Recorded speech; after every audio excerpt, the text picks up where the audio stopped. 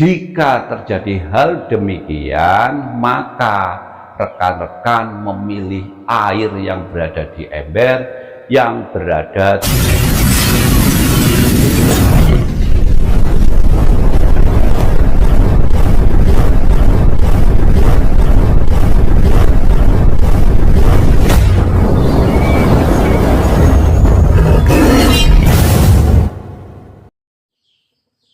pada rekan-rekanku yang satu hobi. Pada kesempatan malam ini, kesempatan yang baik ini, saya akan membahas sesuatu yang beda, yaitu cara memilih air untuk memandikan. Jadi cara memilih air untuk memandikan itu juga perlu diperhatikan.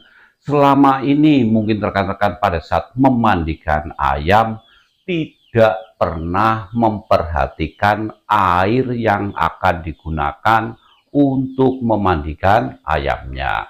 Kemudian pada rekan-rekan semuanya, untuk pertandingan ayam itu tempatnya bisa terjadi di mana saja. Bisa juga terjadi di dalam ruangan, bisa juga di luar ruangan. Terkadang juga kita bermain, namanya hobi ayam, terkadang yang penting intinya main, terkadang di kebun, terkadang juga di pinggir sawah, terkadang di bawah pohon.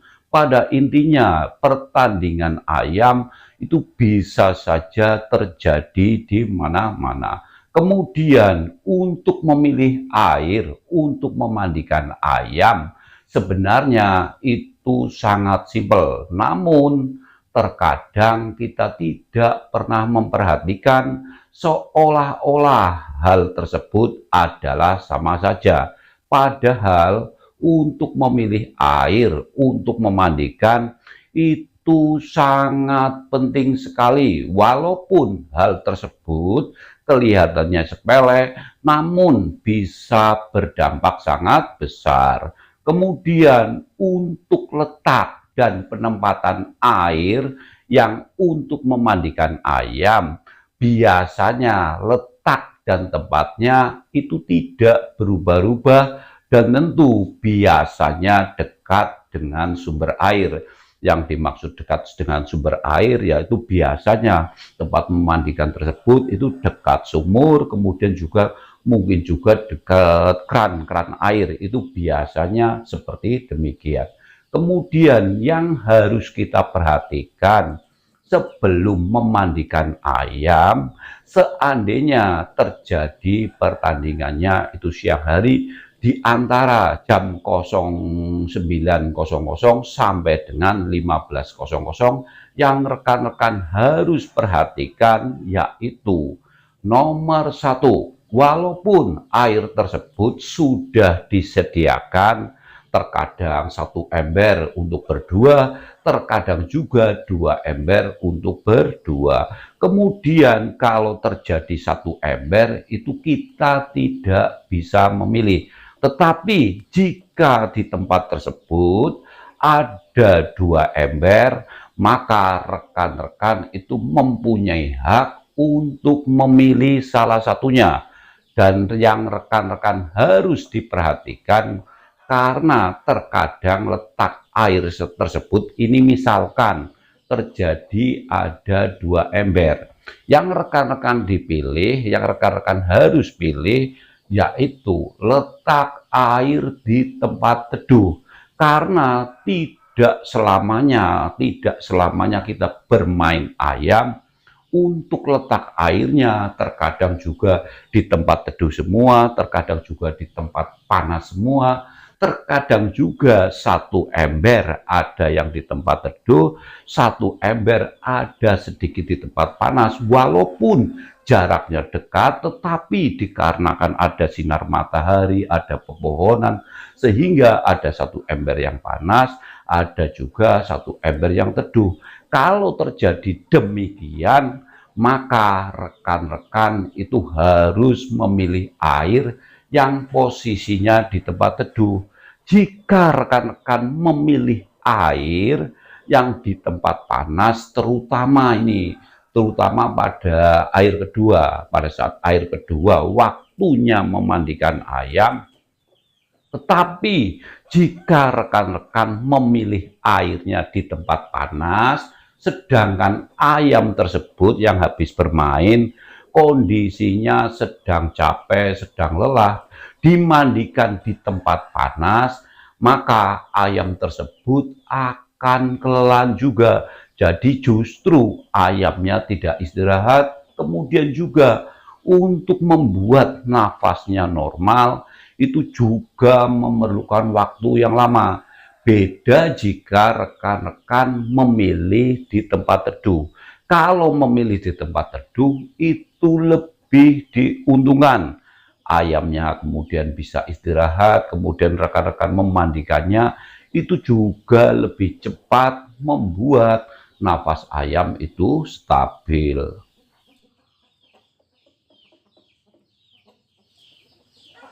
Saya lanjutkan ini karena berkaitan memilih air untuk memandikan ayam yang rekan-rekan harus dicatat ini sebagai contoh. Ini misalkan bulan Januari, ini tempat saya, itu tempat bermain ayam. Saya sudah biasa meletakkan ember, dua ember saya letakkan untuk memandikan ayam. Biasanya kalau bulan Januari mungkin sinar matahari bersinar, kemudian kedua ember tersebut sama-sama di tempat teduh. Kemudian menginjak bulan Februari, kedua ember tersebut bisa saja keduanya masih di tempat teduh. Tetapi di bulan Maret itu bisa berubah. Satu ember berada di tempat panas, kemudian satu ember berada di tempat teduh. Kenapa bisa demikian? Kenapa hal tersebut bisa terjadi? Dikarenakan bumi itu berputar. Karena bumi itu berputar, walaupun letak ember tersebut masih sama saja, bulan Januari letaknya juga di situ, kemudian bulan Februari juga letaknya di situ, tetapi karena ada rotasi bumi sehingga kedua ember tersebut untuk sinar mataharinya yang menyinarinya, ada satu ember berada di tempat panas, kemudian satu ember berada di tempat teduh. Tadi sudah saya sampaikan, jika terjadi hal demikian, maka rekan-rekan memilih air yang berada di ember, yang berada di tempat teduh, karena hal tersebut akan menguntungkan rekan-rekan semuanya. Walaupun hal tersebut kelihatannya sepele, sangat simpel, tetapi sudah saya sampaikan tadi di awal akan berdampak besar.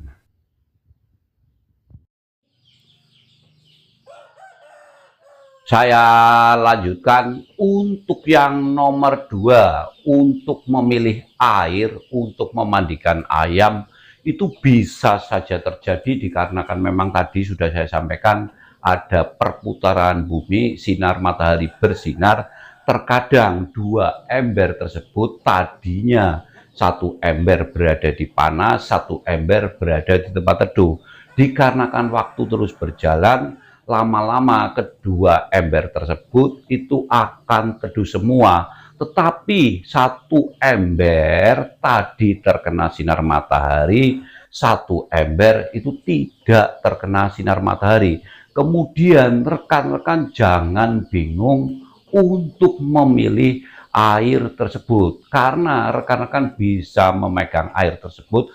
Kalau yang terkena sinar matahari maka airnya itu akan hangat, sedangkan yang belum terkena sinar matahari airnya itu akan dingin. Kalau air dingin dengan air hangat untuk memandikan ayam pada air kedua, air ketiga, ataupun seterusnya, rekan-rekan silahkan pilih air yang dingin. Itu sering sekali terjadi karena saya sudah sering praktek, sudah sering mengalaminya pada saat memandikan air kedua, air ketiga, dan seterusnya. Itu bisa saja, loh kok yang sebelah sini kok airnya hangat, sedangkan satu ember berikutnya kok airnya dingin. Itu bisa saja terjadi, tetapi selama ini kita tidak pernah memperhatikan hal tersebut karena hal tersebut dianggap biasa, terkadang juga tidak sampai pikiran kita itu ke arah situ. Padahal hal tersebut sangat besar efeknya bagi kemenangan ayam kita. Saya lanjutkan untuk yang nomor 3, cara memilih air untuk memandikan ayam. Seandainya kedua ember tersebut sudah berada di tempat teduh, tetapi terkadang sumbernya itu beda. Itu jarang sekali terjadi, tetapi hal tersebut juga pernah saya alami. Sebagai contoh, satu ember diisi dari sumur, kemudian satu ember diisi dari keran. Itu jelas sangat berbeda. Kalau satu ember yang diisi dari sumur, seandainya sumur tersebut tempatnya teduh, itu tidak bermasalah. Tetapi kita sering melihat untuk sebuah sumur, terkadang itu di tempat panas. Kalau kita ambil airnya pasti akan hangat dikarenakan pada saat kita bermain mungkin jam 11, mungkin jam 12, mungkin jam 1 ataupun jam 2, dikarenakan kena sinar matahari, air yang di dalam sumur kalau diambil kemudian untuk memandikan ayam, secara otomatis air yang dari sumur tersebut itu akan hangat. Tetapi kalau air tersebut berasal dari keran, itu biasanya itu lebih dingin. Jadi pada intinya sebelum rekan-rekan memandikan ayam, rekan-rekan harus diperhatikan. Kalau hanya ada satu ember yang berisi air yang digunakan untuk berdua, itu rekan-rekan tidak bisa memilih. Tetapi jika terjadi ada dua ember, kemudian diisi air, maka rekan-rekan mempunyai hak dan kewajiban untuk memilih air yang akan digunakan. Tadi sudah saya sebutkan, yang nomor 1 pilihlah yang di tempat teduh, itu sangat penting sekali. Kemudian yang nomor 2, air hangat ataupun air dingin. Terkadang yang kena sinar matahari walaupun sudah berada di tempat teduh, tetapi barusan ataupun baru 10 menit yang lalu terkena sinar matahari, maka akan hangat. Maka rekan-rekan pilihlah air yang dingin. Kemudian yang nomor 3, sumber air tersebut. Kalau sumbernya sama, rekan-rekan tidak ada pilihan. Tetapi sering terjadi juga sumber air tersebut itu tidak sama. Satu ember diisi dari sumur, satu ember berikutnya diisi dari keran.